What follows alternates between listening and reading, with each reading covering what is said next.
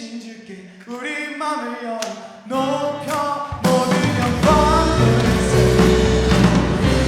주 사랑하는 자 가득히 나와 너희세 주의 영원히 우리 함께 자리에서 일어나서 우리 모든 영광 주님 앞에 올려드리길 원합니다. 우리 모든 마음 주님 앞에 올려드리길 원합니다.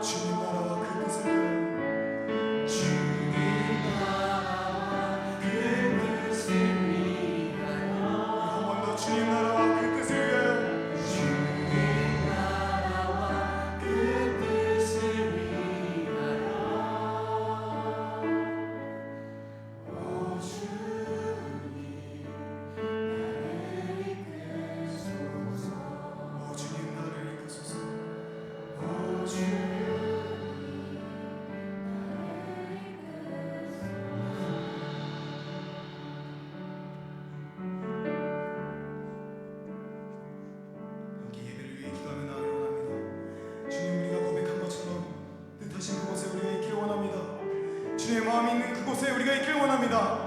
주님의 나라를 향해 우리가 나아가길 원합니다. 이 시간, 이 예배 시간이 다시 한번 우리 주님께 우리 모든 시선과 마음을 드릴 수 있도록 인도하여 주시옵소서. 또한 말씀 전하신 우리 정혜의 목사님 붙잡아 주시옵시고 말씀 가운데 힘과 능력 지혜 더하여 주시옵소서. 우리 이 시간 우리 예배를 위해서 함께 기도하면서 나아가도록 하겠습니다. 함께 기도하겠습니다.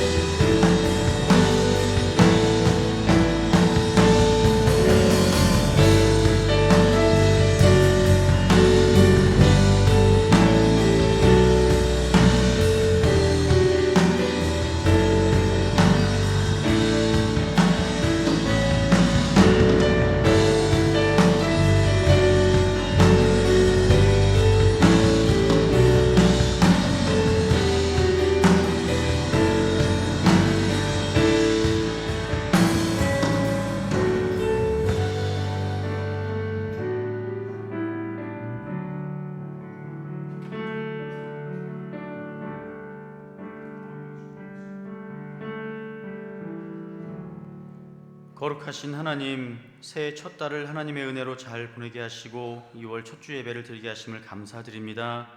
새해를 시작하며 헌신과 결단으로 올려드렸던 기도의 제목들을 다시금 깊이 새기게 하시옵고 주님 주신 약속의 말씀을 다시 한번 기억하며 주님께로 돌이키게 하여 주옵소서.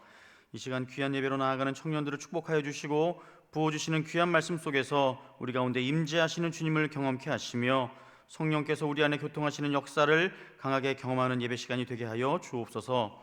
무엇보다 가정의 예배를 회복하고자 하시는 하나님의 마음을 깨달아서 주일의 예배가 삶의 예배로 이어지는 귀한 시간이 되며 삶을 회복하고 치유하는 예배가 되게 하여 주옵소서. 그래서 그 감격함으로 나아가 주님의 증인이 되는 저희들 되게 하여 주옵소서. 귀한 찬양으로 예배를 섬기는 미랄 찬양팀을 축복하여 주시고 주님의 귀한 성호를 찬양하는 카이레테 찬양을 기쁘게 받아 주옵소서.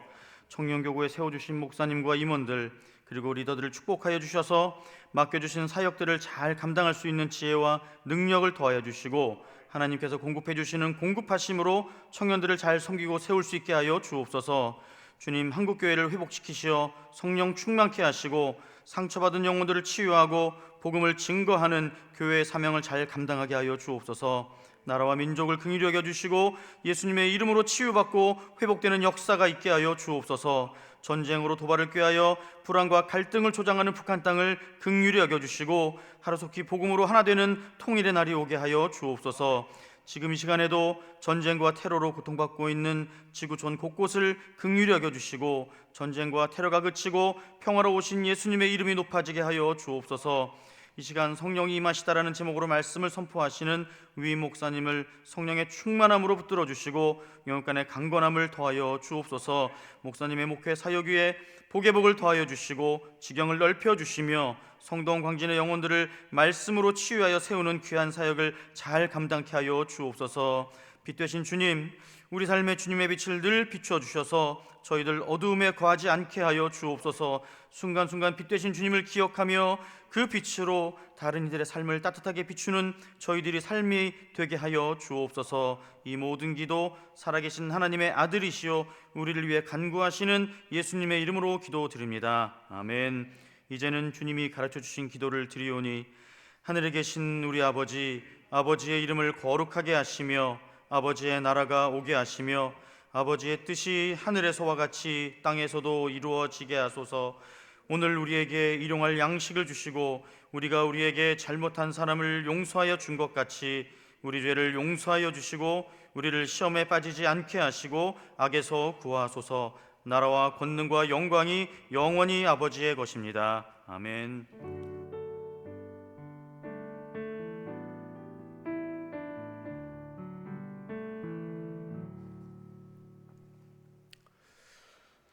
오늘 우리에게 주신 하나님의 말씀은 사도행전 2장 1절에서 4절 말씀입니다. 신약 187면입니다. 사도행전 2장 1절에서 4절 말씀을 한 절씩 교독하겠습니다. 오순절 날이 이미 이름에 그들이 다 같이 한 곳에 모였더니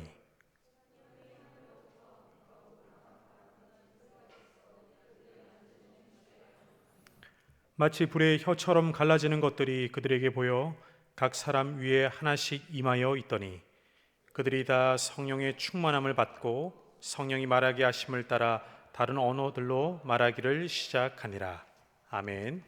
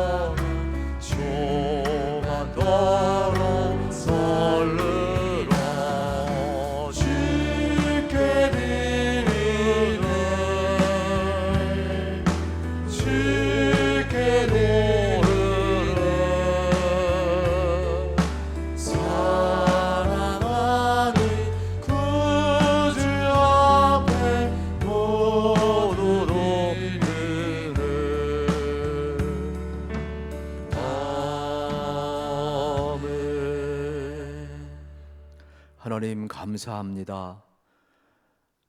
모든 것 하나님으로부터 와서 하나님을 말미암고 하나님께로 돌아감을 저희들이 믿고 고백을 합니다.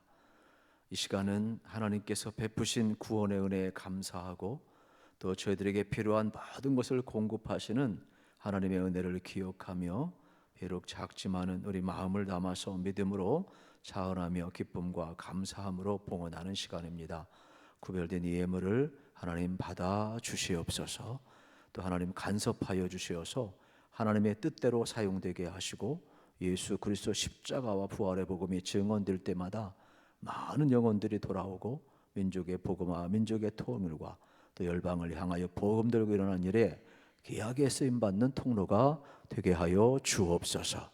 또 드리고 싶어도 또 드리지 못한 손길 긍휼히 여겨 주시고 또 믿음의 부유함을 더하여 주시옵시며 필요한 것을 공급하시는 주님의 은혜를 저희들이 누리게 하여 주옵소서. 간절히 바라옵기는 우리가 험한 세상을 살아갑니다. 우리 사랑하는 청년들 하나님 붙들어 주시어서 늘 주님과 동행하게 도와주시고 장래해 주실 은총이 저들 가운데 충만히 넘쳐나기를 바라오고 감사하며 예수님 이름으로 기도하옵나이다. 아멘.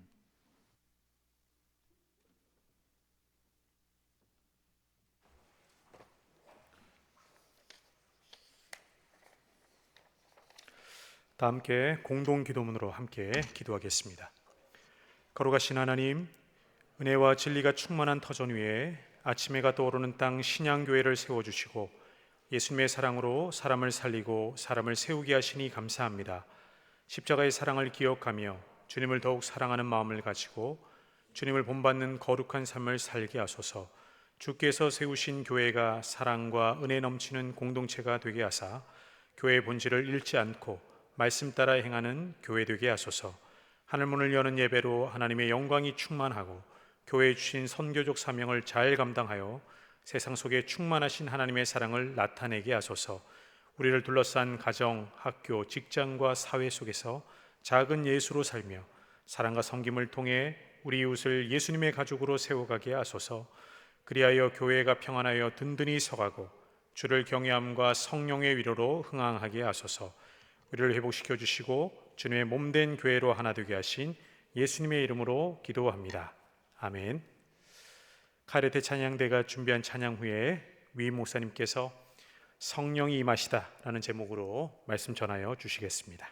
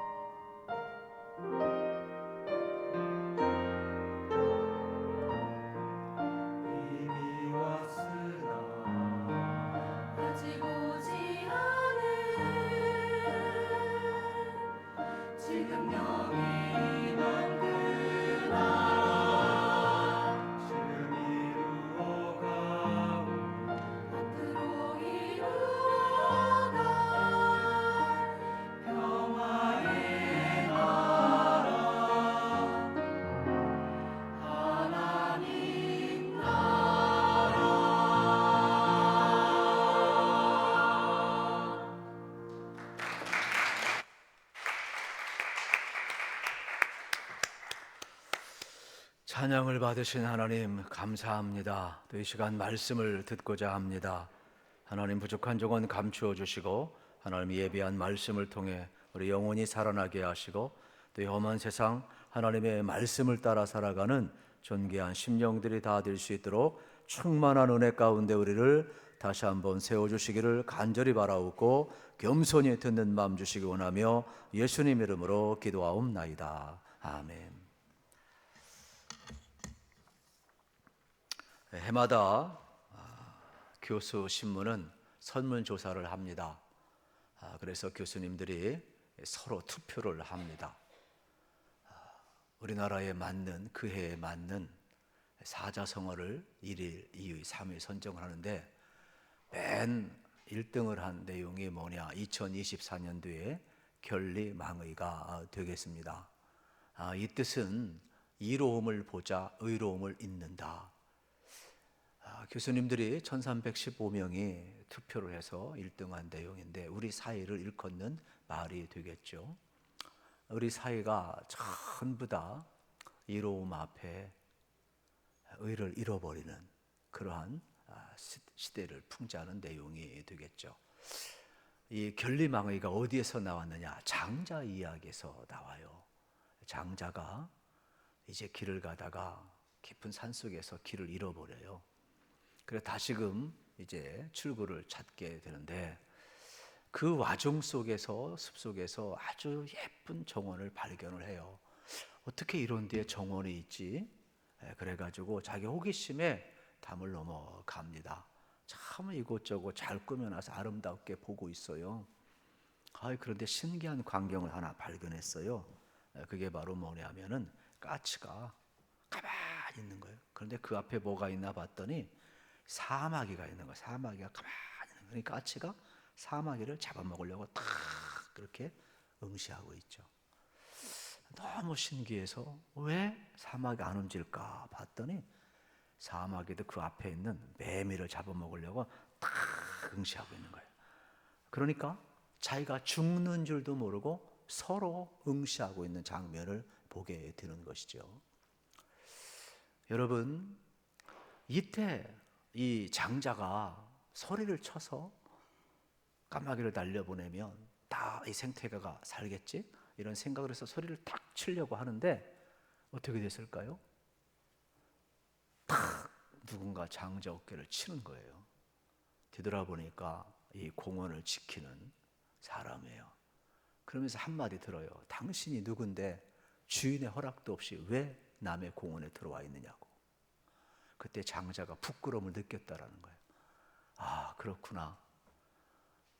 주인의 허락도 없이 내가 담을 넘어서 이 정원에 들어온 것이 불의인 것을 깨닫고 부끄러움을 느꼈다. 오늘 우리는 어떨까요? 내 이익 앞에 여러분 불의를 행해서라도 이득을 취하는 세상, 각자 도생, 약육강식, 성공을 위해서, 권력을 위해서, 내 목적을 위해서라면 언제든지 불의를 눈 감는 옳고 그름을 생각하지 않는 시대에 우리가 살고 있는데 그러한 것에도 자기가 부끄러움을 느꼈다라는 거예요. 저는 우리 그리스도인들이 이 땅을 어떻게 살아가야 될까? 이게 과연 정치인들만 위한 걸까? 세상 사람들만 위한 것일까? 그래서 밖에 있는 사람들만 위할 것인가? 아니죠. 우리 모든 그리스도인들도 예외가 아님을 보게 되는 거예요. 저는 그래서 여러분들이 오래 살아갈 때 꼭 여러분들이 어떤 데 이로움 앞에 여러분들 의를 잊지 말라 그랬는데 그러기 위해서는 어떻게 해야 되겠어요? 저는 여러분들이 하나님 앞에 살아갔으면 참 좋겠어요. 이거를 이제 우리가 라틴어로 코람 데오라고 그래요. 신전의식, 하나님 앞에서 살아간다. 우리 따라합시다. 하나님 앞에서 살아갑시다. 성경에 대표적인 인물이 많지요. 그런데 그 중에 한 사람이 누구냐면 요셉이죠. 요셉은 항상 하나님 앞에서 살아갔어요. 고난이 있을 때에도, 그가 형제 앞에 배반을 당할 때에도, 그가 종살이를 끌려갈 때에도, 그가 감옥에 갈 때에도, 그가 심지어 어떻습니까? 여러분 애굽의 또 국무총리가 되었을 때에도 고난이 있을 때나 어려운 일이나 잘 나갈 때에도 항상 하나님 앞에 살아가. 그래서 성경은 창세기에서 뭘 이야기하느냐면 하나님께서 요셉과 함께 하심으로 그가 형통하였고 그의 가정이 형통하였고 그의 나라가 형통하였고 그가 가는 곳만 형통했어요. 그러니까 놀라운 일은 뭐냐면 하나님 앞에서 살아가니까 하나님이 그와 함께 했다는 거예요. 저는 우리 그리스도인들의 신앙은 딴 데 있질 않아요. 하나님과 함께하는 신앙. 그래서 우리 청년의 때에 눈앞에 이득만 보면 안 돼. 까마귀가 지금 장자가 보고 있는 거 생각했을까? 여러분, 사마귀가 지금 까마귀 보고 있는 거 생각할 수 있을까? 여러분, 똑같은 거예요. 자기가 죽을 줄 모르고 자기 탐심 이득만 바라보다가 불의를 행하면 결국 우리는 전부 다 사망에 이르게 되는 거예요. 그래서 우리 그리스도인이라는 것은 이 신전의식을 가져야 되겠구나. 늘 여러분들이 하나님 앞에서 살아가면 여러분의 인생은 완전히 이제 달라지게 되겠죠. 사람들은 아직도 무슨 생각을 하느냐면 세상이 좀 바뀌길 원하는데 뭐 정치인 명명 바꾼다고 바꿔지는 게 아닌데도 자꾸 사람들은 제도를 바꾸고 시스템을 바꾸고 그러면은 세상이 좀 좋아질 것 같은데 결코 그렇지를 않아요. 우리 하나님은 먼저 어떤 제도나 시스템보다도 세상보다도 우리를 바꾸기를 원하셔요. 그래서 하나님께서 우리가 변화시키길 원하시기 때문에 하나님은 죄인 된 우리를 먼저 사랑하셔서 우리를 구원하신 거예요. 그러니까 구원이 모든 것의 출발이에요. 그 구원하심은 하나님의 은혜로부터 출발을 하는데 우리가 여러분 죄인에서 의인이 되는 것 인간이 할 수 없어요. 예수님의 오신 목적이 뭐냐? 우리를 구원하시기 위해서 오셨다라고 이야기를 하는 거예요. 그래서 우리가 잘 아는 것처럼 마가복음 10장 45절에 인자가 온 것은 섬김을 받으려 함이 아니라 섬기려 하고 도리어 많은 사람의 대속물로 주려 함이에요. 대속. 이건 뭐예요? 값을 지불했다. 우리가 물건을 살 때 정당한 값을 지불하듯이 죄인 된 우리를 구속하기 위해서 십자가에서 생명의 값을 지불했다. 이런 뜻이 되겠죠. 그래서 우리를 구원하셨다라고 이야기를 하고 있음을 보게 되는 겁니다. 우리의 모든 출발은 어디에 있느냐? 하나님의 구원하심에서부터 출발하고 있음을 우리가 발견을 할 수가 있게 되겠습니다.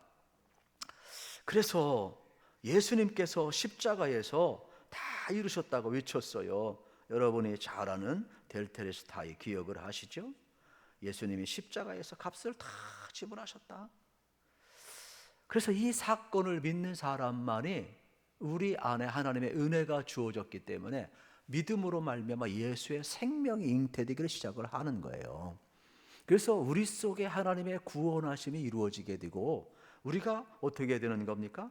구원의 완성을 향하여서 나아가는데 교회 공동체라는 것은 이렇게 부름받은 사람들, 그래서 이 교회 공동체 속에 여러분 구원받은 사람들이 보이는데 구원을 받았다고 해서 완성된 사람이 아니에요. 사람이 태어났다고 해서 사람 기능을 다 하는 게 아니에요. 사람이 태어났을 때는 다 기른 거예요. 똥오줌 못 가리는 거예요. 다 옆에서 돌봐줘야 되는 거예요. 성장해야 되고 성숙해야 되는 거예요. 우리가 구원받았다고 완성되는 게 아니에요. 그래서 성경에 보면은 그리스도의 장성한 분량에 이르고 이것을 성장과 성숙이라고 이야기를 해요. 그리스도의 장성한 분량이라고 이야기를 해요. 예수님을 닮아가는 거라고 이야기를 하는 거예요. 그래서 우리 가운데 교회 안에는 다 부족한 사람들이 오는 거예요.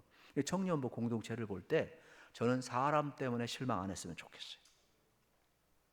여러분, 목사도 부족하고 선생님도 부족하고 임원도 부족하고 형제 자매도 다 부족한 거예요. 그런데 이 공동체에 은혜를 주시고 성령을 선물로 주셔서 우리를 성장하고 성숙시키게 하겠다라는 거예요. 이게 교회의 태동이에요. 교회의 모습이 오늘 사도행전 2장에 나오는 이 모습을 여러분이 잘 보여야 돼요. 예수님의 이름의 뜻 잘 알잖아요. 예수님은 마태복음 1장 21절인 것처럼 자기 백성을 저희 죄에서 구원할 자라 그랬어요. 그러니까 예수님이 그리스도라는 말은 기름 부었다는 것은 구원자라는 뜻이에요. 우리를 죄에서 건져주시는 분이에요. 그러기 위해서 예수님이 왔어요. 우리의 죄 문제는 인간이 해결할 수가 없어요. 그런데 오늘날 많은 사람들이 내가 내 문제를 해결하고 세상의 문제를 다 해결할 줄 아는데 착각 착각하는 거예요. 내가 어떻게 의로워집니까? 내가 어떻게 세상을 구원하고 내가 어떤 조그만 업적을 이룬다고 해서 세상을 바꿀 수 있습니까? 절대로 그렇지 못해요. 그 하나 가운데 현상이 뭐냐? 내가 돈 많이 벌면 세상 확 뒤집어 버릴 거야. 내가 대통령이 되고 권력을 가지게 되면은, 내가 성공을 하게 되면은 내가 이 세상을 바꿀 수 있을 거야. 또 내가 똑똑하고 또 교육을 받고 스펙을 잘 쌓고 내가 나름대로 대단한 그런 위치에 있으면 세상을 바꿀 거야. 심지어는 뭐라고 그래? 이제는 여러분, 이 인공지능이 세상을 바꿀 것처럼 이야기하고, 또 어떻습니까? 복제 기술이 우리에게 또 영원한 대체와 여러분 생명을 다 유지시킬 것처럼 이야기하고, 이제는 또 어떻습니까? 이 뇌에다가 칩을 넣어가지고 뇌하고 이제 소통을 하게 해서 밖에서 이제 컨트롤하겠다라고 이런 시도까지 지금 하고 있어요. 인간은 파라다이스를 꿈꾸고 구원을 꿈꾸지만은, 여러분, 인간이 꿈꾸는 세상에 인간이 구원할 수 있어요? 인간이 인간 문제를 해결할 수 있어요? 다 돈벌이지. 착각하는 거예요. 인간이 만든 세상은 역사 이래 파라다이스가 없어요. 그냥 장밋빛 인생을 가지고 파라다이스를 이야기하지만은 이 지상에는 어떤 것도 파라다이스가 없어요. 구원은 하나님만이 하시는 거예요. 그렇기 때문에 예수님을 보내셔서 우리를 어떻게 하신 거예요? 구원하신 사건이에요. 그래서 교회라는 것은 뭐냐?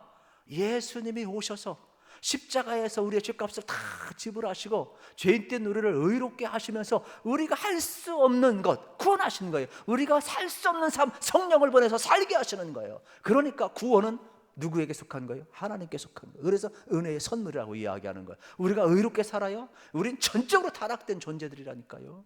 이익 앞에 탐하는 자들이라니까요. 무슨 놈의 공의가 있어요? 없어요. 저도 없고 여러분도 없어요. 그런데 성령을 보내주셔서 말씀대로 살게 하고 의롭게 살게 하고 죄인에서 의인으로 바꿔주신다는 거예요. 그래서 예수님은 뭐라고 이야기하느냐? 복음을 전하고 예수를 믿는 사람들에게 너희가 예루살렘을 좀 제발 떠나지 말라. 약속하신 성령이 임할 때까지 기다리라는 거예요. 따라서 합시다. 신앙은 기다리는 겁니다. 우리 청년들이 인내가 필요해요. 그런 건 없지만은 가끔 이단들이 와가지고 분위기 흐트리려고 예배 시간에 들썩들썩 일어나고 나가고 그래. 지 마음에 안 들다고. 그런 사람들 다 조사해 봐야 돼. 여기는 그런 사람 없지만은 인내해야 돼. 그리고 자기 마음 안 든다고 이것저것 옮기면 안 돼. 진짜 예루살렘을 기다리고 성령이 임할 때까지 기다리고 약속한 성령이 임할 때까지 기다리라는 거. 신앙은 기다리는 거. 아브라함도 기다리지 못해가지고 실수했잖아요. 부인 잃을 뻔했어. 죽을 뻔했어. 가나안 땅에 들어갔는데 가나안 땅에 흉년 들었다고 기다리지 못하고 애굽에 내려갔거든. 자기 인간의 방식으로 인생을 경영하려고 하다가 죽을 뻔했어. 부인도 잃을 뻔하고. 아니에요. 지금 당장 죽는 것 같아도 하나님을 믿고 기도하고 믿음으로 기다리면 하나님이 건져내. 왜요? 예수님 이름 자체가 우리를 죄에서 건져낼 뿐만 아니라 요셉만 건져내는 게 아니에요. 하나님 앞에서 살아가고 있는데 우리는 뭘 믿어야 돼요? 하나님의 구원하심을 믿어야 돼요. 저는 여러분의 인생이 정말로 하나님 앞에서 구원받은 자로서 이제 성령을 선물로 주셨으니까 여러분들이 성령의 인도함을 받아 살아가시기를 축복합니다. 그 120문도가 모여서 기도하였을 때에 성령의 역사가 임한 거예요. 그러면서 교회가 태동된 것을 오늘 우리에게 보여주는 것이 사도행전 2장의 내용이 되겠습니다. 간혹 오늘날 우리들은 신앙생활하면서도 많은 문제를 일으키게 돼요. 왜 그러냐면 교회에 대한 이해가 잘못돼서 그래요. 교회는요, 예수님의 은혜를 받은 사람, 성령을 선물로 받은 사람들이 교회예요. 그래서 교회는 예수님을 만난 사람, 예수를 주로 고백한 사람, 성령이 임한 사람들이 교회란 말이에요. 주의 일을 할 때 성령 받고 해야죠. 찬송할 때 성령 받고 해야죠. 여러분 기도할 때 성령 받고 해야죠. 여러분 설교할 때 성령 받고 해야죠. 우리가 활동할 때 성령 받고 해야죠. 성령 없이 이야기하면 나를 드러내기 때문에 자기 자랑이 되는 거예요. 그래서 우리는 철저하게 여러분 문제 있는 곳과 문제 없는 차이점은 딱 한 가지밖에 없어요. 다 부족합니다. 그러나 다 부족하더라도 성령이 여러분 역사하면은 어떻게 돼요? 그 교회 공동체는 성령의 하나됨을 힘써 지키게 되기 때문에 분열이 안 돼요. 대립이 안 돼요. 갈등이 없어요. 그 갈등을 뛰어넘어서 화해로 나가게 되고 평화의 길로 나가게 되는 것이죠. 저는 여러분들의 삶이 다시 한번 이 은혜 가운데 거하셔서 교회를 잘 이해하셔서 교회는 예수님을 머리로 하고 몸 대신 예수님 앞에 부름받은 우리 모든 지체가 하나로 다 연결된 것이 교회임을 알았으면 좋겠어요. 이런 때는 아멘 해도 돼. 밥 안 먹었죠? 빨리 나가서 먹고 와요. 다 용서가 돼요. 그래서 예수님이 교회가 무엇인지를 알려주셨는데 예수님 예루살렘께 왔어요. 봤더니 타락을 했어.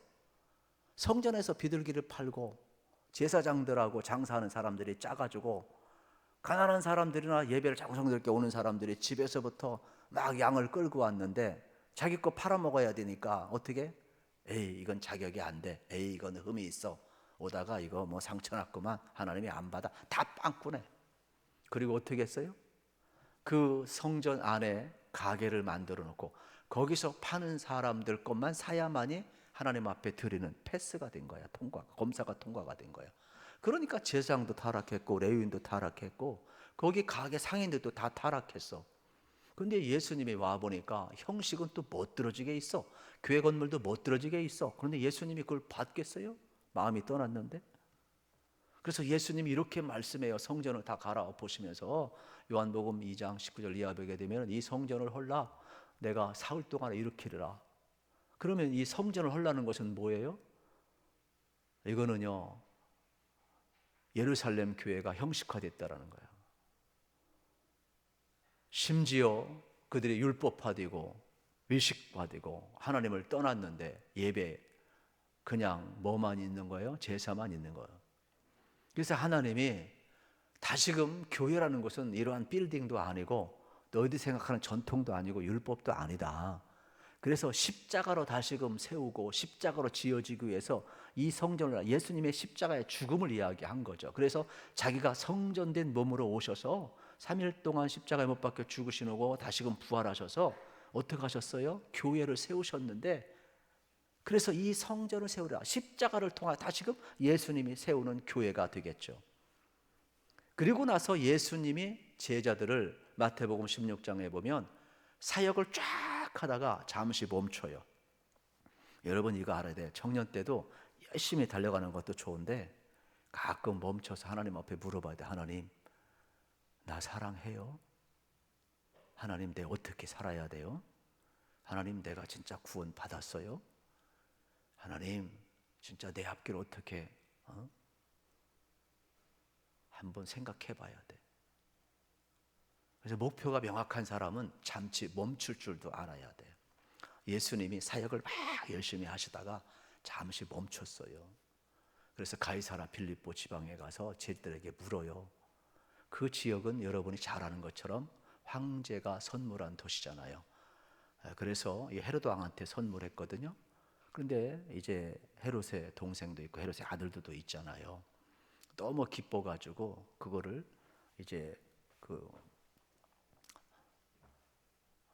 가이사 황제의 이름을 따서 빌립보 가이사 또 가이사라 빌립보 뭐 앞뒤로든 상관이 없어요.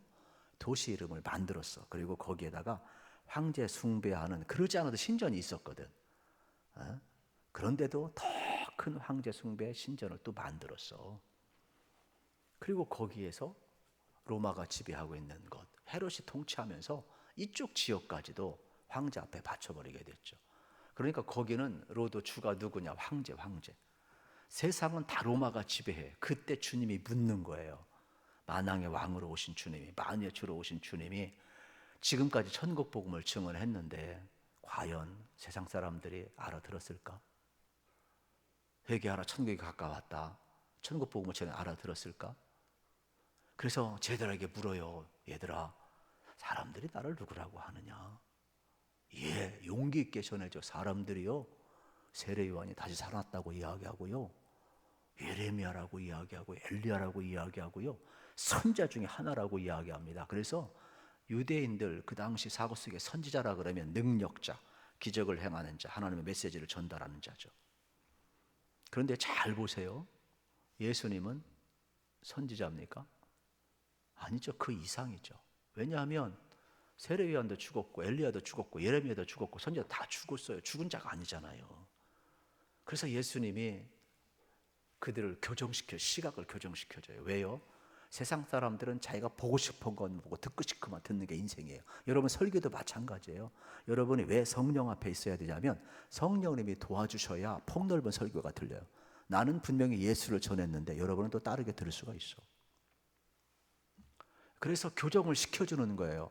그래, 너희들은 나를 누구라고 하나? 이때 성령님이 교정시켜줘요. 성령님이 베드로의 입을 통하여서 주는 그리스도시요 살아계신 하나님의 아들입니다 고백하게 하는 거예요. 놀라운 고백이죠. 따라합시다. 예수님은 그리스도이십니다. 이 기름 부음 받은 자, 구원자라는 거예요. 따라합시다. 예수님은 살아계신 하나님의 아들이십니다. 할렐루야. 여러분, 살아계신 하나님의 아들이에요. 여러분은 예수님이 살아계심을 믿으시길 축복합니다. 우리 청년부 동계 수련을 앞두는데 제가 한 목사님 통해서 주기도문 완성하고 싶다고 잘했다고 그랬어. 아주 잘했다. 왜요?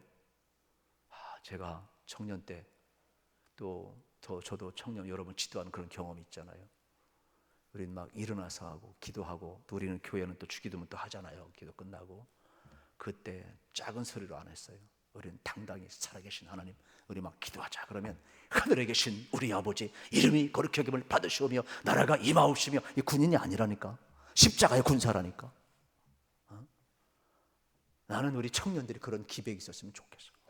기도할 때 쓸데없는 기도하지 마시고 우리 이 시간 다 같이 주님께서 가르친 기도를 하겠습니다. 다 일어나서 하늘에 계신 우리 아버지 이름이 거룩히 여김을 나라가 임하옵시며 뜻이 하늘 이룬 것이 땅에서 이루어지기를 원합니다. 할렐루야. 여러분의 고백이 막 터져나와야 되는 거라고. 왜? 살아계신 하나님이니까. 죽은 자의 하나님이면 안 되는 거지. 니체가 신은 죽었다 괜히 한 말이 아니잖아요.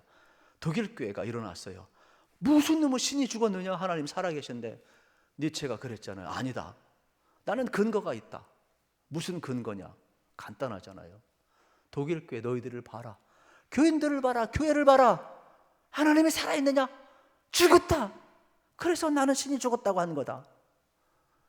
독일 교회는 히틀러가 세계대전을 일으켜도 무기력했잖아요. 저항하지 못했잖아요. 죽은 거라고. 여러분 잘 보세요. 오늘날 여러분 속에 하나님이 살아계신가? 우리 교회 하나님이 살아계지 않으면 나오지 마세요. 왜 하나님이 살아 안 계신데 왜 우리 교회에 나와? 절대로 나올 필요 없어. 하나님이 살아계신 사람만이 교회에 나오는 거예요. 아멘. 하나님이 죽었는데 왜 나와? 하나님이 살아계셨는데 왜 신앙생활에 할 필요 없어요. 그래서 우리 청년부가 마찬가지예요. 하나님이 살아계셔. 주는 그리스도십니다. 나의 구원자이십니다. 주님은 살아계신 하나님의 아들이십니다. 여러분, 내 안에 예수님이 살아계시는 거예요. 그때 바요나 시므나 내가 복이 있도다. 그러면서 뭐라고 이야기합니까? 내가 이 고백 위에 교회를 세우리라. 그래서 교회는 어떤 곳이 되어야 되느냐? 같은 신앙 고백, 바른 신앙의 고백을 해야 돼요. 저는 여러분들이 이 고백, 주는 그리스도 살아계신 하나님의 아들입니다, 같은 신앙 고백을 하고 바른 신앙 고백을 할 수 있기를 축복합니다. 이게 주님이 설계한 교회예요. 그리고 두 번째로 주님은 뭐라고 그랬어요? 내 교회를 세우리라고 그랬어요. 그러니까 교회는 주님의 교회야. 목사가 세우는 게 아니고 힘 있는 사람이 세우는 게 아니에요. 사람이 세우는 게 아니에요. 이거를 잊지 마요. 교회는 주님의 교회예요. 그리고 뭐라고 그랬어요? 음부의 권세가 이기지 못하리라. 우리는 알아야 돼요. 십자가와 부활의 권능은, 여러분, 예수님이 십자가에서 모든 죄를 다 값을 지불하셨어요. 그러므로 사단이 여러분을 참수할 때 두려워하지 마세요. 절대로 여러분 손 못 대요. 하나님이 물론 회개하지 아니하면 우리가 섰다가 넘어질 수 있어. 그러나 넘어졌어도 회개하고 돌아가면 음부의 권세가 여러분 닿지 못해. 하나님의 사람이야. 여러분, 하나님 인치심 허락하셔서 믿으시기를 축복합니다. 이 신앙을 갖고 살아야 돼. 그런데 마귀는 자꾸 내 잘못 조그만 건 막 크게 부풀려가지고 막 양심을 기롭게 만들고 우울하게 만들고, 그때마다 명령해야 돼요. 그래, 나도 본의 아니게 작은 이익 앞에 내가 공의를 잃어버려서 말씀대로 살지 못했고 실수했지만 주여 회개합니다. 예수를 붙들어야지. 여러분들이 마귀가 참사하는 것 붙들어가지고 신앙 떠나버리면 안 되는 거라고. 음부의 권세가 여러분 잊히지 못해. 예수의 피를 묻힌 사람들이야. 이 복음을 기억하시고 어떤 경우든지 간에 여러분의 교회 공동체 안에 붙어 있기를 축복합니다. 그러면서 예수님이 뭐라고 해요? 내가 천국의 열쇠를 내게 주노라 그랬어요. 이 천국의 열쇠라는 거 황금 열쇠가 아니고 마스터키가 아니고 뭘 이야기하느냐? 하나님의 말씀을 선포하는 권한과 해석하는 권한을 이야기하는 거예요. 왜냐하면 하나님의 계시의 말씀은, 잘 보세요, 하나님이 알려주지 아니하면 몰라. 성령의 감동으로 기록된 계시의 말씀이기 때문에 성령님께서 함께 하셔야 선포할 수 있고 성령님이 함께 풀어줄 수가 있는 거예요. 사사로이 풀 수 있는 말씀이 아닌 거예요. 그래서 천국의 열쇠라는 것은 말씀의 선포권과 말씀의 해석권을 이야기하는 것을 여러분이 알으셔야 되겠습니다. 이러한 교회를 예수님이 이제 세우겠다 말씀하고 있잖아요. 그리고 구체적으로 구약에서부터 예언되고 예수님이 말씀하신 이러한 교회가 처음 지상에 태동된 것이 사도행전 2장의 초대교회가 되겠지. 이것이 이제 원형으로 나타난 거예요. 그런데 2장 1절에 보면 뭐라고 그래요? 오순절이 날의 이름에 그들이 다 같이 한 곳에 모였다. 오순절이 중요해. 이 오순절이라는 것은 50일째 되는 날 성령이 임했다 그랬어요. 그러면 어디부터 출발하나? 6월절부터 출발하는 거예요. 우리가 잘 아는 것처럼 6월절은 이스라엘 백성 애굽에서 나온 달이잖아. 이스라엘 백성은 3대 절기를 지켜요. 6월절, 맥추절, 수장절을 지키는 거예요. 그런데 이제 신명기 16장에 보게 되면은 7주를 계산하라 그랬어요. 그러면 7주라는 것은 유대인들은 7일이 한 주야. 그리고 맨 마지막 토요일을 안식일로 지킨다고. 77에 49라고. 근데 왜 50일이 되느냐? 7이 겹치기 때문에 이날은 큰 안식일이라 그래서 한 번 플러스 2를 해, 계산법이. 그래서 50일 날이 되는 거예요. 그래서 이때 성령이 임했다 그래서 오순절이 되는 것이죠. 그런데 이때 또 절기적으로 무슨 일이 있느냐? 보리를 추수할 때예요. 보리. 그래서 맥추절이 또 시작이 되기 때 동시에, 알겠어요? 그래서 보리 맥자를 쓰는 거야. 그거는 뭐냐? 첫 열매를 하나님께 올려드리는 거지. 초대교회는 뭐예요? 예수님께서 십자가를 통하여서 우리를 구원하시고 천국복음을 증언하시고 회개하고 돌아온 모든 사람들에게 이제 교회 공동체를 이루는데 어떠한 형식적인 걸 다 허무시고 십자가를 통하여서 교회를 세웠는데 첫 열매 성령을 부어줘가지고 성령 받은 모든 사람들이 어떻게 예수를 주로 고백하고 하나님 앞에 나와 성도로서 교회 예루살렘 교회 공동체를 이루었는데 그게 뭐냐? 처음 첫 열매 하나님께 올려드리는 거예요. 보리를 수확을 해서 첫 열매 하나님께 바치듯이 성령이 임했고 마가다라 앞에 성령이 임했고 120문도가 첫 열매가 되겠지. 똑같은 거예요. 이것을 성경은 지금 이야기하고 있음을 우리가 볼 수가 있게 되겠습니다. 그러면서 이 보리맥자, 우리가 잘 아는 것처럼 예수님을 상징하는데 고운 모양도 없고 흠할 만한 아름다움도 없고 누가 버린 것 같은 이 모습, 버리떡 같은 모습으로 예수님이 오셨어요. 그래서 생명의 떡으로 예수님이 오셨어요. 그러면서 나는 생명의 떡이니라 말씀을 하셨죠. 실질적으로 예수님도 잠자는 자들의 부활의 첫 열매가 되셨음을 우리는 볼 수가 있게 되겠습니다. 이렇게 첫 열매라는 것은 결국 교회 탄생을 말하는 내용이 되겠습니다. 그러니까 성령의 역사 속에 교회가 처음 태동이 되는 거죠. 오늘 우리도 마찬가지. 하나님의 은혜를 받았어요. 우리가 예수님의 은혜로 믿음을 선물로 받았어요.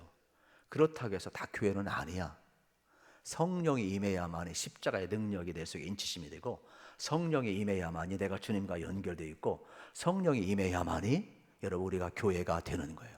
그러니까 성령을 빠진 것은 공동체는 그냥 단순한 모임이야. 그건 단체야. 그건 기관이야. 그건 교회라고 말하지를 않아요. 교회라는 것은 같은 신앙, 바른 신앙의 고백 후에 여러분 어떻습니까? 예수를 주로 고백하고 동시에 성령이 임해가지고 어떻게 되는 거야? 성령 안에서 우리가 하나가 될 때 교회 공동체를 이룬다. 그런데 놀라운 것은 여기에 여러분 어떻습니까? 오순절 이름에 그들이 다 같이 한 곳에 모였다. 참 중요한 것 같아요. 이 신앙은 공동체성이야. 120문도가 한 곳에 모였다. 대단하지요? 그때 무슨 일이 나타나요? 여러분 2절에 보면 호련히 하늘로부터 급하고 강한 바람 같은 소리가 있다. 그들이 앉은 온 집에 가득하였다. 저는 이 말씀 여러 가지 설명을 많이 했는데 준비하면서 깨달은 것은 이런 거예요.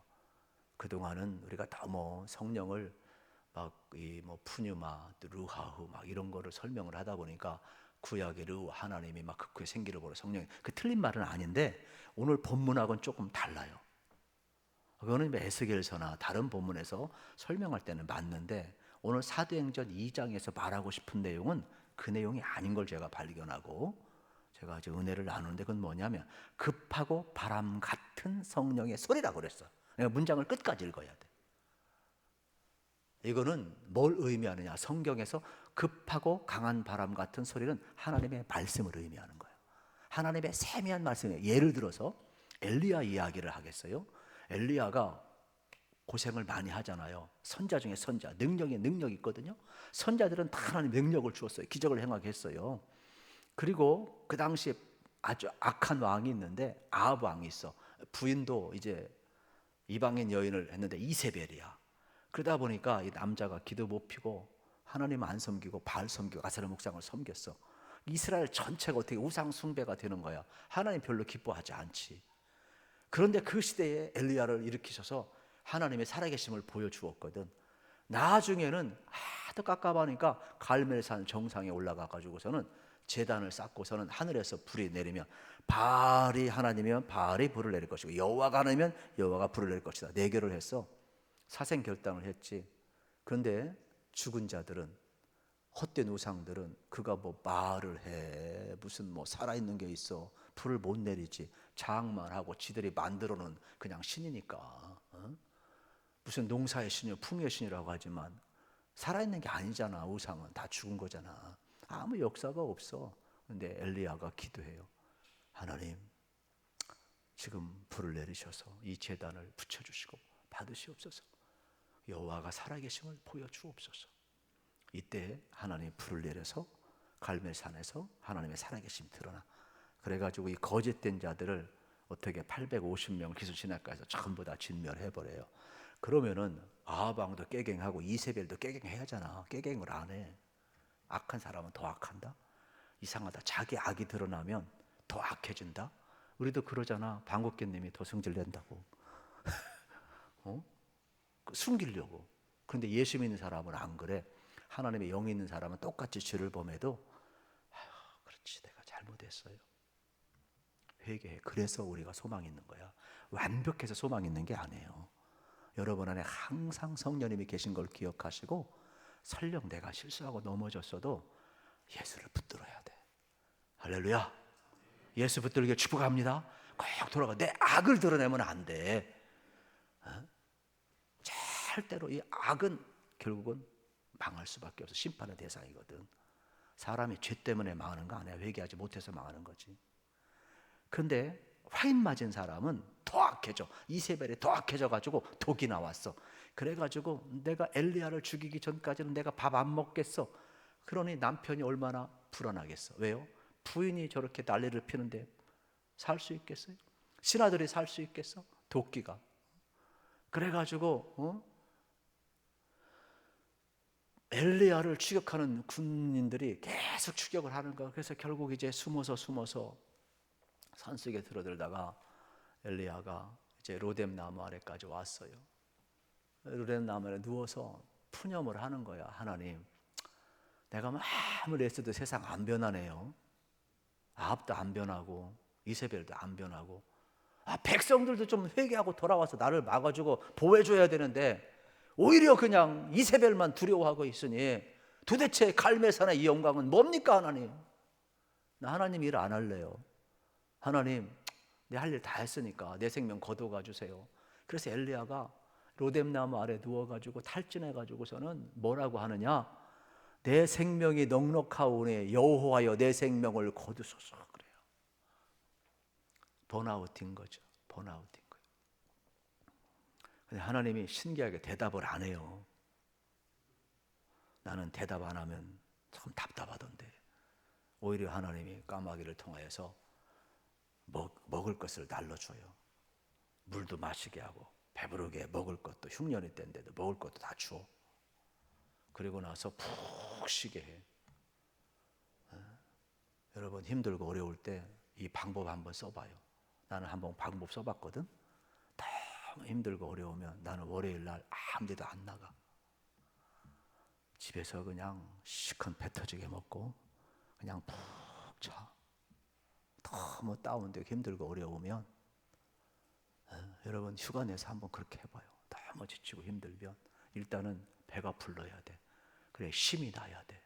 그래야 조금 여유가 생겨. 그리고 나서 이 푸념하는 투정부리는 엘리야를 데리고 호렙산 어느 한 굴로 가요. 호렙산에 가보면 굴들이 많아. 어느 굴인지 몰라. 그냥 어느 굴이래 성경에. 그런데 거기에서 네 가지를 체험해요. 하나님이 어떻게 하느냐. 엘리야의 눈에 강한 바람이 지나가. 그런데 엘리야가 거기 하나님이 계신 줄 알고 탁 봤는데 하나님이 안 계셔. 두 번째 막 강한 불이 지나가. 불은 다 태우잖아요. 그런데 거기도 안 계셔. 여러분 지난주에 이 소방관 2명 순직한 거 젊은 사람 마음이 아프더라. 사람이 낸 불은 물건도 태우고 건물도 태우고 사람도 죽여버려. 그래서 너무 마음이 아파요. 왜요? 어떤 분이 그 뉴스에 멘트해 보니까 저 건물 안에 사람 소리가 있었어요.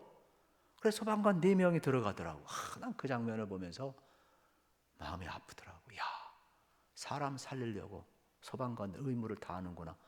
우리는 예수 모르고 지옥 가는 백성, 수많은 사람이 죽어져 간다 해도 전도하러 안 나가는데 그냥 가슴을 치면서 제가 울었는데 사람의 불은 이렇게 사람을 죽여요. 근데 하나님의 불은 여러분 어떻습니까? 우리를 태우질 않아요. 우리를 살려요. 오히려 죄를 태우고. 그래서 출애굽기 3장에 보면 모세를 부르실 때 호렙산 정상 가운데에서 떨기나무 불꽃 가운데 하나님의 현현이 나타나요. 불은 있는데 타지를 않아요. 신기해서 모세가 가요. 너의 선 것은 거룩하신 내 발에서 신을 벗어라. 하나님이 모세를 부르시잖아요. 80에. 여러분 오늘도 마찬가지예요. 성령의 불이 임해서 여러분을 죽이는 게 아니고 성령의 불이 임하면은 어떻게 해요? 여러분을 살리는 거야. 다시 한번 여러분의 죄악을 불태우시고 하나님의 살아계심이 드러나시고 하나님 앞에 붙들림 받으기를 축복합니다. 그리고 나서 또 3번째로 지진을 경험해. 지축이 흔들렸어. 사람이 두렵잖아요. 그런데 지진 가운데도 하나님이 안 계셨어. 그런데 엘리야 고백이 뭔지 아세요? 세미한 음성 가운데 하나님이 엘리야를 만나 주신 거예요. 그때 사용되는 말이 뭔지 아세요? 소리야 소리. 하나님이 세미한 음성으로 하나님이 어떠한 소리로서 말씀하셨다.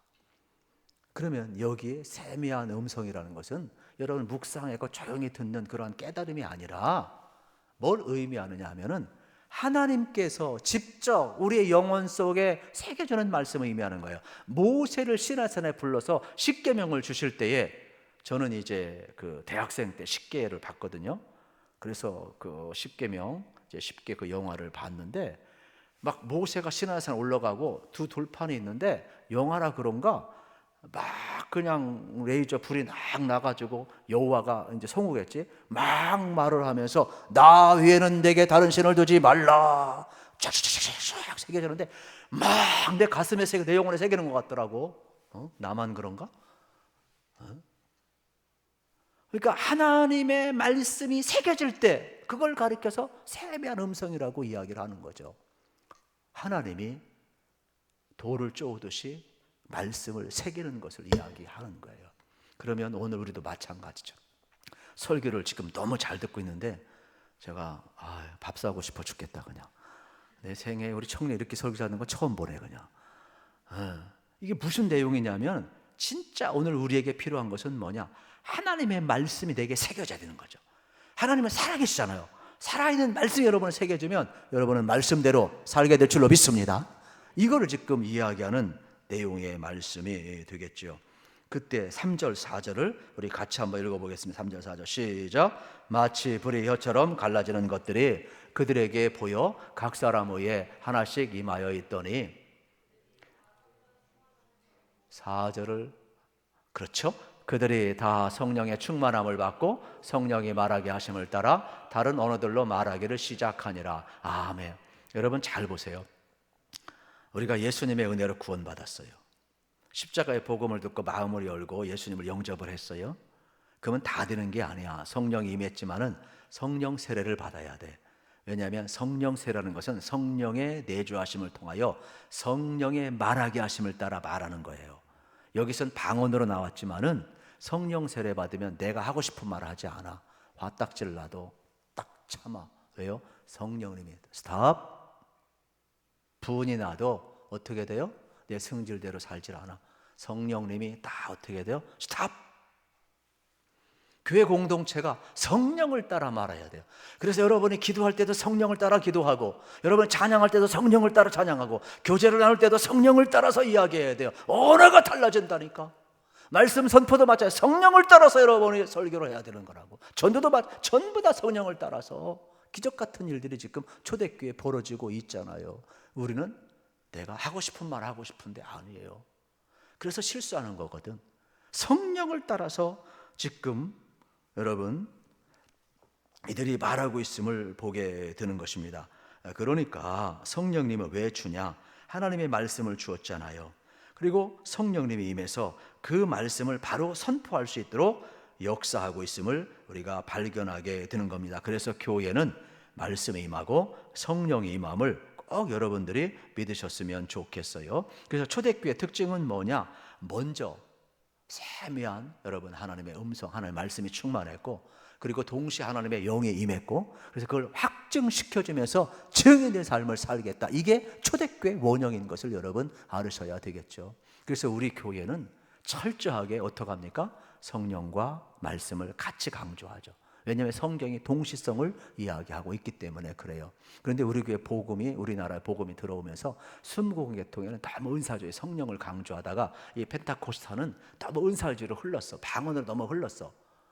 그런데 또 우리 장로교 같은 경우는 너무 이 칼빈주의에 또 이게 말씀, 이 강론을 강조하다가 말씀하다가 에베소 교회처럼 또 사랑을 또 잃어버렸어. 그래서 교회라는 곳은 말씀도 중요하고 성령도 중요한 거예요. 같이 가야 되는 거예요. 그래서 여러분들이 철저하게 어떻게 돼요? 말씀도 붙드시고 성령도 여러분 붙드셔서 성령님이 말씀을 확증시켜 주어야 되는 거예요. 그래야 여러분들의 삶이 예수님을 닮아갈 수 있음을 우리가 보게 되는 거죠. 그때 사도들과 모든 성도 120문들은 밖에 나가서 이 설교의 형태로 복음을 전했어요. 오늘날은 우리가 전도하지만 그 당시는 뭐 전도 방식이 없어. 그냥 가슴에 있는 것 예수를 증언한 거야. 예수님이 구주입니다. 예수님이 우리를 위해 십자가에 못 박혀 죽었습니다. 예수님이 3일 만에 부활했습니다. 그 예수님은 우리 위해서 오신 분입니다. 그 예수님은 구약에 예언된 분입니다. 그러면 쭉 설교하는 거예요. 빌립도 설교했고 사도도 설교했고 모든 성도가 다 설교했어요. 오늘날처럼 목사만 설교하는 게 아니었어요. 성령을 받으면 누구나 다 설교했어요. 왜요? 그 당시는 전도가 그게 형태였으니까. 지금이야 전도가 구분되어 있고 우리가 지금은 어떻습니까? 설교가 구분되어 있지만은 그 당시에는 그게 없었어요. 초기는. 그러니까 여러분도 성령 받으면 어떻게 하는 거예요? 자꾸 하나님 말씀 전해야 되는 거예요.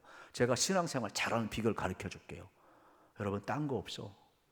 성령 받고 여기 있는 목사처럼 자꾸 말씀 전해. 그럼 신앙생활 잘할 수 있어. 실력이 클 수가 있어. 속으로 어떻게든지 리더가 돼. 안 되면 다른 사람 커피 사주고 밥 사주고 그래도 가르쳐 성경. 그러면 실력이 늘어. 근데 백날 배우기만 하면 맨날 실력 하나도 안 늘어. 긴가민가 한번 실천해봐요. 예? 할렐루야. 진짜요. 가르쳐야 돼. 해봐야 돼. 선생님들이 왜 실력 있어? 모르지만 다 배워가요. 맨날 가르치니까 박사가 되는 거지 뭐 다. 여러분도 마찬가지야. 내가 신앙생활 잘하고 싶으면 배우고 가르쳐야 돼. 그래서 말씀과 성령이 같이 가면 여러분 실력자가 될 수 있음을 우리는 이제 볼 수가 있게 되겠습니다. 그때 기적이 일어나죠. 5절부터 7절에 보면 우리 5절 7절 읽고 말씀 정리할게요. 시작. 그때에 경건한 유대인들이 전하 각국으로부터 와서 예루살렘에 머물러 있더니 이 소리가 남에 큰 무리가 모여 각각 자기의 방언으로 제들이 말하는 것을 듣고 소동하여 다 놀라 신기하게 여겨 이르되 보라 이 말하는 사람들이 다 갈릴리 사람이 아니냐. 이게 무슨 내용이냐면은 절기를 지키러 예루살렘에 왔어.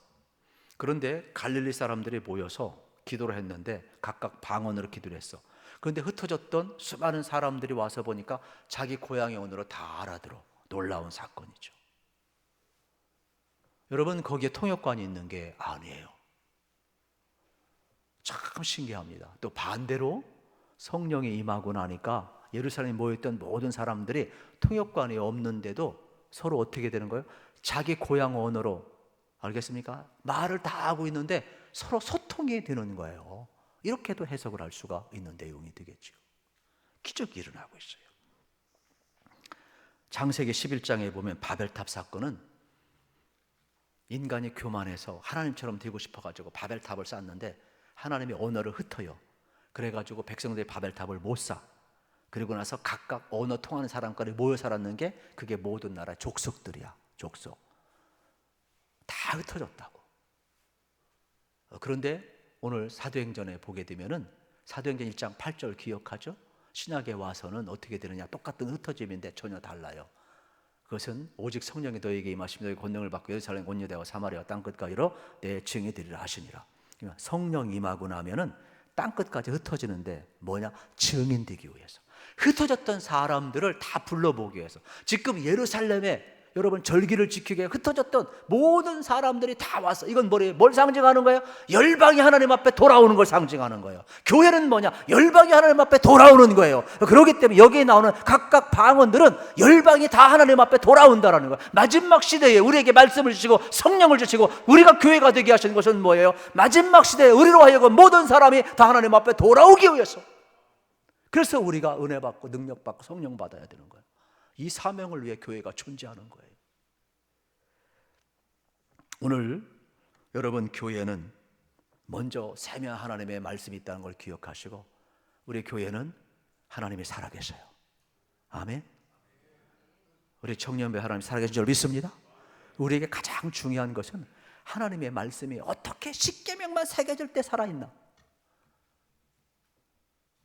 어떻게 사도행전에서만 살아있어. 하나님의 말씀이 지금 내 속에도 여러분 속에도 설교할 때 성경 읽을 때 하나님의 말씀이 살아있는 말씀이 여러분 심령을 열고 여러분 말씀에 새겨지게 되면 그 살아있는 말씀이 어떻게 되면 성령의 인치심을 통해 여러분을 이끌어가는 거예요. 그때 삶의 변화가 있는 거예요. 말씀이 살아있지 않는데 어떻게 삶의 변화가 돼요?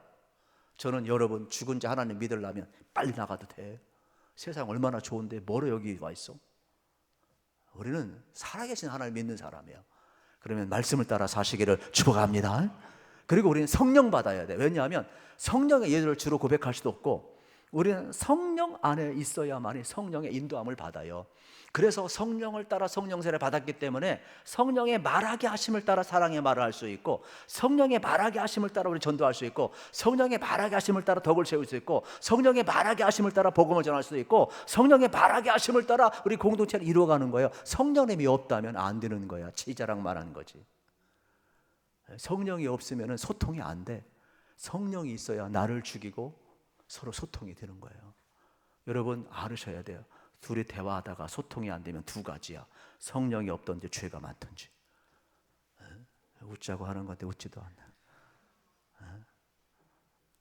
다시 서로 대화 나누다가 소통이 안 되면 뭐가 많은 거예요? 죄가 많은 거예요. 성령이 없는 거예요. 그러면 어떻게 해야 돼요? 빨리 회개하고 성령님 모시기를 바랍니다. 그러면 소통이 돼요. 이게 바벨탑 사건이고 성령이 임하였을 때 여러분 소통이 되잖아요. 통역관이 없는데도. 요즘은 이제 뭐 아주 번역기가 좋아가지고 뭐 영어 못해도 돼. 딱 되면 이제 번역기 나와가지고 좋은 시대 됐어요. 성령이 그런 역할을 하는 거라고. 성령이 우리 소통하게 만들어. 우리 청년부 마찬가지예요. 불통하면 안 돼. 예수님이 불통 때문에 오셔서 하나님과 소통시켜 준 거예요. 성령님이 오셔서 사람과 사람을 소통하게 하고 서로 사랑하게 하고 우리 청년부 공동체, 우리 교회 공동체가 마찬가지예요. 그래서 저는 목회하면서 진짜 하나님 말씀 붙들고 오직 성령의 역사를 붙들고 나가는데 여러분 우리 교회 어른들도 다 불통이 소통이 되어가고 있어요. 우리 청년부터 불통이 소통이 되기를 축복합니다. 그리고 나서 말씀과 성령의 여러분 임하심 속에서 마지막 시대에 주님 앞에 서는 그날까지 열방이 돌아오게 하는 증인의 사명을 감당하는 거예요. 이 미션 앞에 저와 여러분이 서 있어요.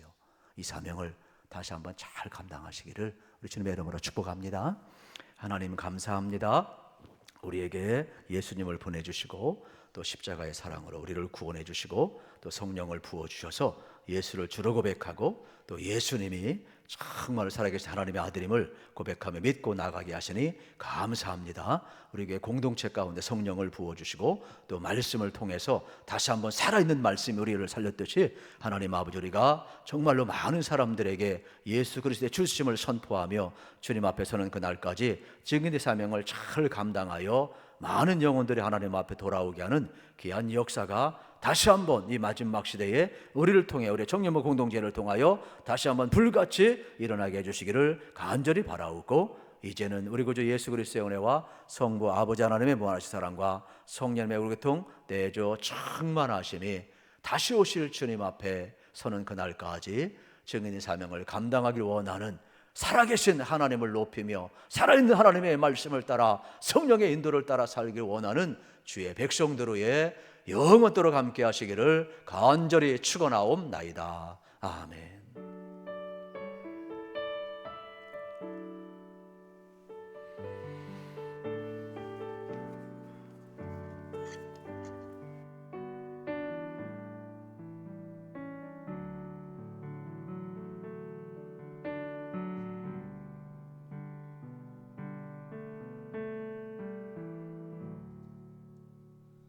네, 청년 예배 나오신 모든 분들 환영하고 축복합니다.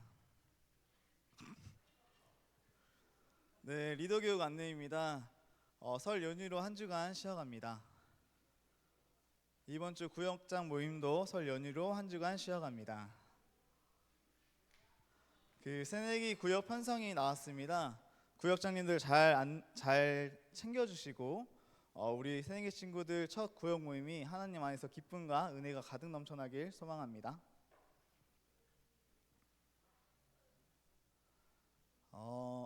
1학기 신앙 하늘꿈 장학생 모집 안내입니다. 이번 주와 다음 주 접수 기간이고요. 대상은 중고등 그리고 대학생, 대학원생까지입니다. 예배 참석 80%가 가장 중요한데요. 저희 청년들은 청년 예배 80%를 기준으로 하고 있으니까 잘 확인해 주시기 바랍니다. 또 예배 참석률 기간은 2023년 8월부터 2024년 1월까지이니 잘 확인해 주시고, 제일 중요한 거는 2월 25일 주일 찬양 예배 때 꼭 참석해야 된다는 거 알고 계시면 될 것 같습니다. 군 전역한 청년이 있습니다. 이영순 청년 잠시 일어나 주시면 같이 박수로 축하하겠습니다.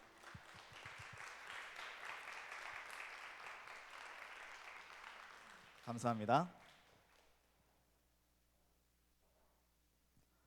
이번 주 화요 찬양 예배는 기존과 그대로 8시 반, 1시 비전홀에서 드려집니다. 이번 주 금요 예배는 설 연휴로 가정 예배로 드려집니다. 네, 드려집니다.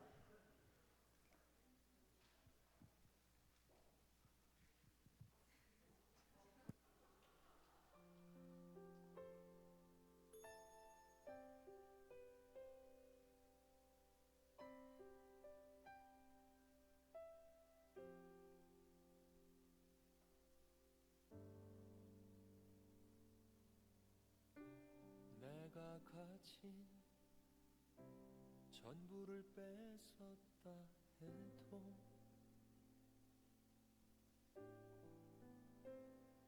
나의 맘에 못을 박았다 해도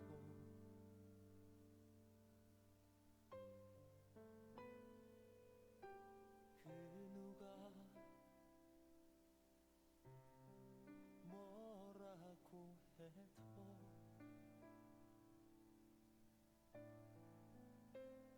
사랑하는 내 아들입니다.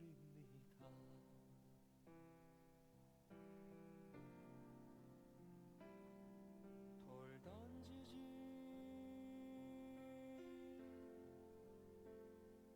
마세요.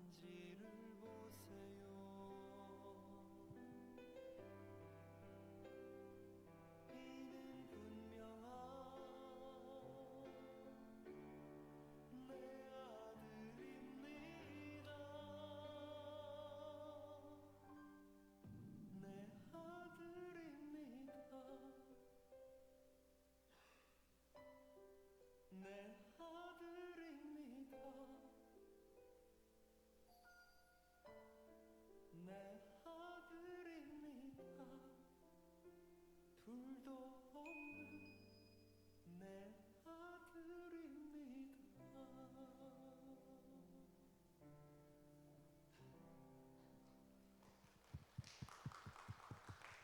네, 영상으로 수고한 우리 올로드 팀에게 다시 한번 박수로 감사하겠습니다. 네, 2024년 청년교육부 동계수련회입니다. 기간은 2월 15일부터 17일까지고요. 청년 채플에서 드려집니다. 이제 정말 얼마 남지 않은 수련회인데요. 정말 기대와 소망하는 마음으로 기도로 준비해 주시면 감사할 것 같습니다. 다음 주 예배위원 안내입니다. 기도회는 류혜림, 봉헌은 김승현, 이정민, 안내 김승현, 정주영입니다. 모든 예배를 마쳤습니다. 모두 새해 복 많이 받으세요.